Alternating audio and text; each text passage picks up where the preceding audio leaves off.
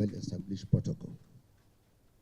First, Mr. President, I would like to thank you on behalf of my colleagues that have been given this opportunity to lead this very important movement. I call it a movement, Mr. President.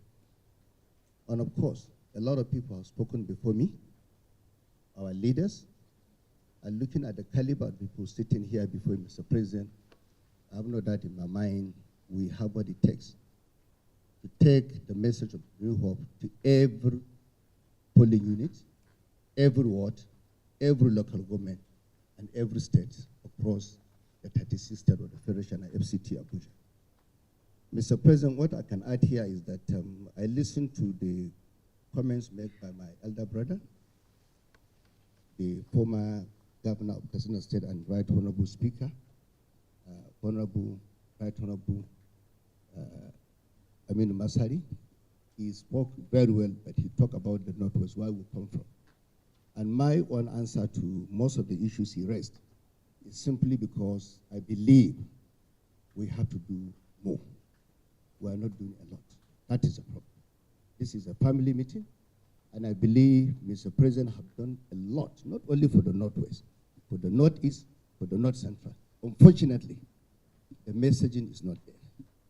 And we have to take responsibility, whether the governors, the ministers, head of agencies, and all the people that are within the stakeholders within our party who have not done well. And I believe, just like the former governor of Delta State just said, if we don't tell our story, we should not blame the opposition when they tell our story wrongly. We need to do a lot. Let me give one example. On the 22nd December, 2022, Mr. President was in Kaduna. We took him together with the Vice President was there, I remember. The Minister of Budget and Planning was there in the team. We traveled from Kaduna to Benongwari. And along the way, we could recall all of us. The late GOC, War Mechanized Division, General Labaja, of Place Memory, gave us 21 APC armored vehicles to escort us to Benongwari. It's a journey of 2 hours, but it took us 5 hours to get to Benongwari. We go to Benongwari in the evening or in the night. We came back to Kaduna at about 3:30 a.m. That's what happened. But today, you can travel from Mando, Kaduna to Benongwari without a police escort. That is an achievement. Today, as we are speaking, we have reclaimed about 500,000 acres of land that were abandoned because of insecurity along the axis of Benongwari, Giwa, Igabi. Credit must go to Mr. President. Are we really sending the message? At the level of governors, I believe some governors are doing well, but we can do better. Just like the governor of Ekiti State have just said, no president in the history of Nigeria have supported subnational as our president, President Bola Ahmed Tinubu. But sometimes we want to work in isolation. I'm not here to say what Mr. President, but I'm here to talk to ourselves. We can live here speaking all the grammar, but if we don't implement most of the things we're talking about, we are giving the opposition the opportunity to misinform the public, just like the former Senate President have just said. What is the agenda of the opposition? It's only one. They are not here to contest for election. Let me be very frank with all of you. All of us knows that. That is a fact. The agenda is anarchy. That is opposition. And what do we need to do? Mr. President have done a lot.